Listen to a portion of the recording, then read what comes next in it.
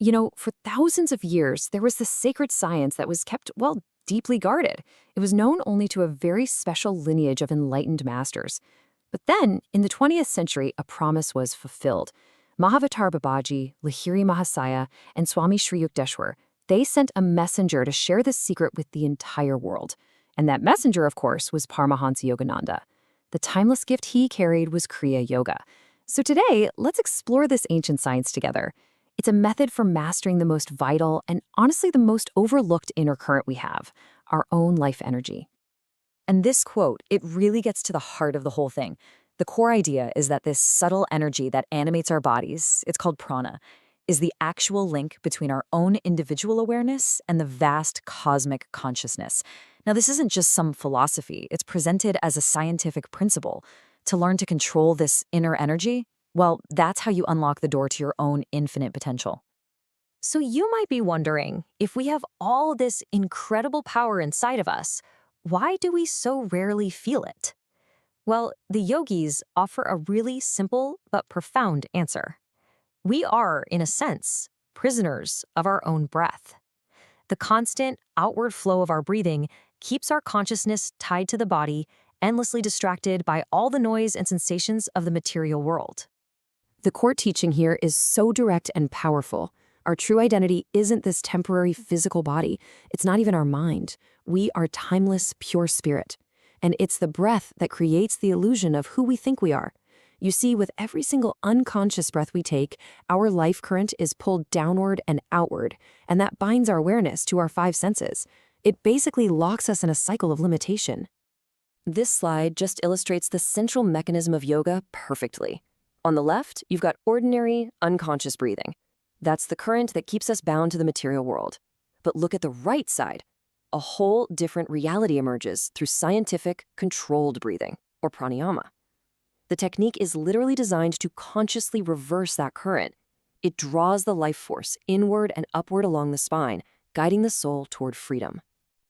To really get across just how efficient Kriya Yoga is, Yogananda used this powerful, modern metaphor, one that really resonates in our fast-paced world.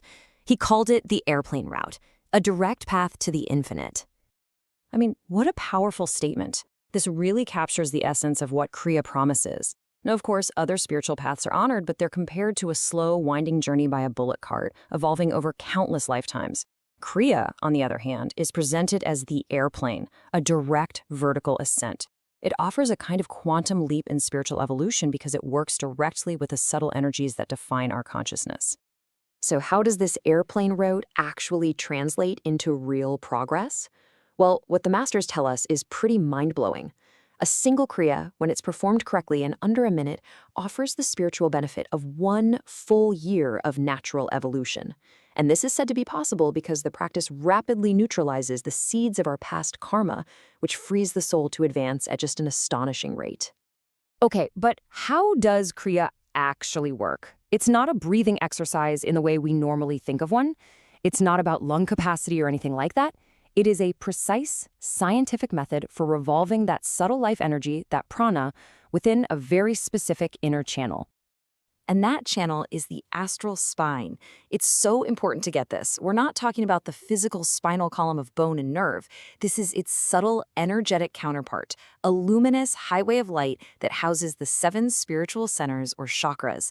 This is the sacred inner temple where the science of Kriya actually takes place.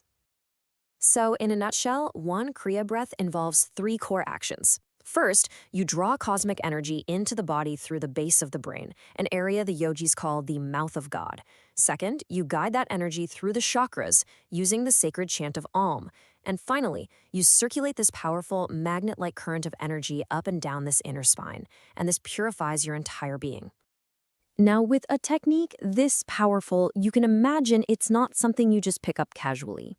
Yogananda established a very clear, structured path to prepare the student's body and mind to safely and effectively handle what is essentially the high-voltage energy of Kriya.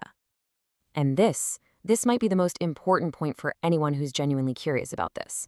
The technique cannot be learned from a book or a video or an article. It has to be given through initiation by a qualified teacher in the lineage. The guru's blessing is considered an absolutely essential component that charges the technique, awakening the student's own inner potential. It's really a progressive journey. After that initiation, students learn the energization exercises, and that's to gain conscious control over their life force.